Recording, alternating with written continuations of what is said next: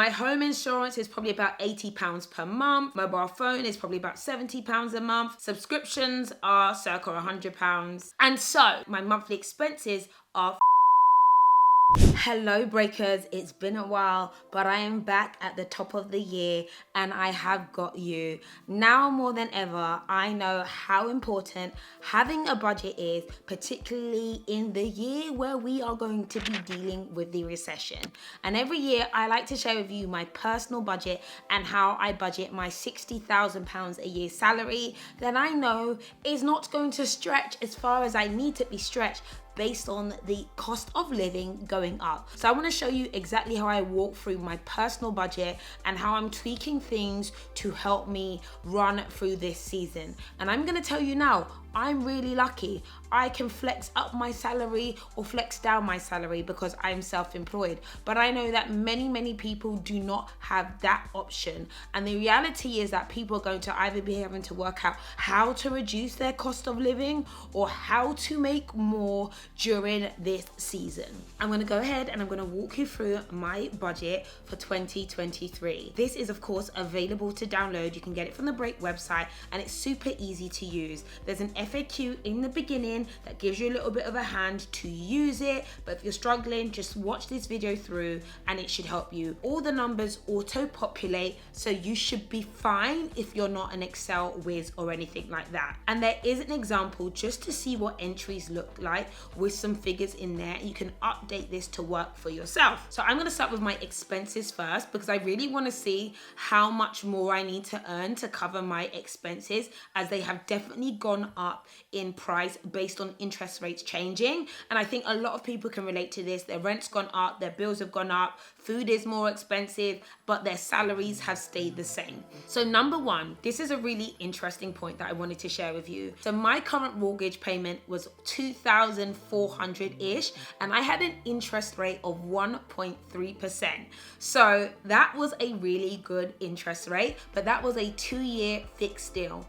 That rate will be changing, and the likelihood is that my current rate will be a 4% interest rate mortgage. So my mortgage is going to go up by over £1,300 to circa £3,700. So that is a big jump that I really need to think about, and I know lots of people can relate to their mortgage going up. Food, I spend about $150. The food is too much.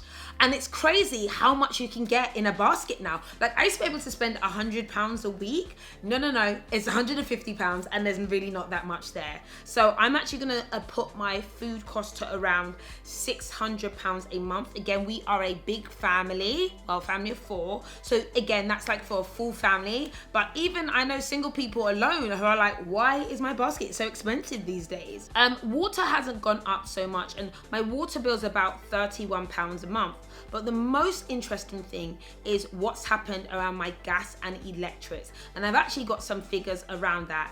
This time last year, my gas and electric bill was about £220, maybe £230 a month. It has now gone up to £450 per month. And I know that I've received the there's a financial benefit, like they've capped it or something. And that is with that added. So in a year, my gas and electric bill has doubled, which is absolutely crazy. I'm gonna put gas and electric at $225 between the two of them. My home insurance is probably about £80 per month. Mobile phone is probably about £70 a month. Internet phone home, I don't have a clue what that is. I think that's about £50 per month. Council tax is about £240 per month. And so my general expenses are circa £5,200 per month. And that again has gone up by more than £1,000 compared to previous years. And I haven't included my nursery fees as well as my school fees for my daughter. 1,200 are my nursery fees. School fees are circa £1,000 per month. So I have expenses of circa £7,000 per month. And just to let you guys know, I have a partner, so these costs are divided. So what I'm simply going to do, and if you have a partner and you want to do a joint budget, this is a great tool to also use. All I do is an equal sums divided by 2 for each of those. So that brings my living expenses to $3,700 per month, which again is still a significant increase compared to previous years. However, I still currently have net monthly profit for the year of £1,700 that I could use to invest or to save. But we still have additional expenses. So let's get into my car insurance. I'm sure it's about £70 per month. I don't really drive that much again because, pampered princess. I hate driving, but I probably spend about £80 per month on my petrol. MOT is more like a yearly thing. Tax is more like £12 a month because that's a yearly cost again. Public transport, I really don't use that much public transport, probably up to maximum £40 a month, but I do spend a lot still on Uber. And the amount, Uber is 3 times the price of what it used to be. The season of discounted taxis is over. Uber, you're wonderful.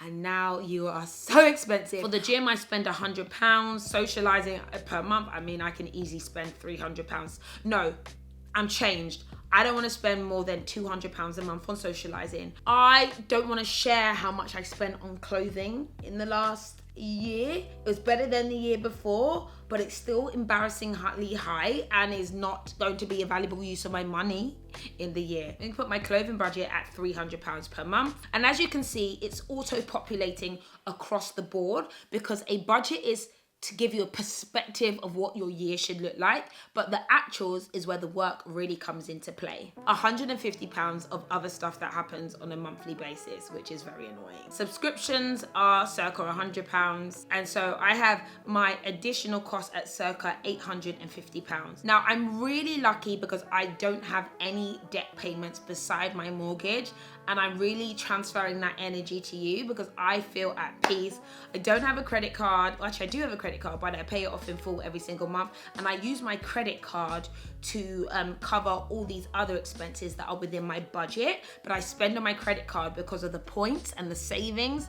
If you want a video on that, leave a comment below and we'll get into that. And so my monthly income on my existing salary is £5,439. My monthly expenses are £5,062, leaving me £377 over. Now that is a big jump from my previous years where I had at least £2,000 a month monthly left over to save, to pay for holidays, to do what I want to do and to really enjoy. So I used to set different saving goals, but realistically, what am I meant to do with that £300 per month? Goal number 1, a holiday. Yeah, maybe my goal is a holiday. I'm just gonna put the whole money towards, a lovely, fabulous holiday. And £70 is towards charity. That's really it. There's some other costs that I would like to have under my personal costs, like my charitable contributions, which I usually have at a 10%. I'm gonna put that right in there.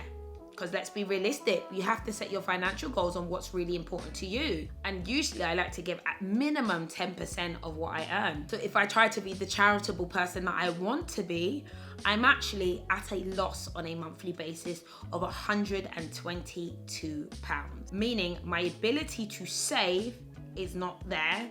And I have a net cash flow of minus $5,915. And that's the reality. That is the reality that people are facing, that the amounts that they thought that they could have over, they may not necessarily have left over. What I personally plan to do, because again, these things are my essentials, I could definitely look at cutting down my expenses, but my goal is to make some more money, basically. My goal is to probably pay myself some more and increase probably my dividend payment to an additional £1,000 per month, bringing me to a net monthly income of £877. And what's crazy to see is that an additional £1,000 on a monthly basis allows me to hit a lot of my main financial expenses and my financial goals. And I really want people to know that an extra £1,000 can really make a difference for any of us. The goal needs to be on a salary of £84,000 a year. £84,000 a year.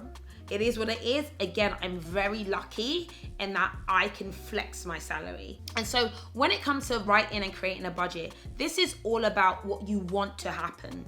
The work begins on a monthly basis and actually working out what happened. What was your salary? What was your income? What was your dividend? And what were your actual expenses? And you can see how on track you are. For the moment, I will do an example completed January, just so you can see how this updates and maybe what I want us to do on a monthly basis as a community is to complete our monthly budgeting spreadsheet. I'm gonna have a link to sign up as a community for us to do this together. Maybe we do it as a live or a webinar or on the website. I'm gonna work it out. The newsletter will let you know, but we need to be in this together. So let me know if you want to join this budgeting and thrive challenge so that we can smash out our financial goals and just personal goals for 2023. But let me fill in January. It's weird. It's very weird. Do you not find this weird? Like when you see the numbers, you're a bit like, oh. And people, you need to do this monthly. You need to do this monthly.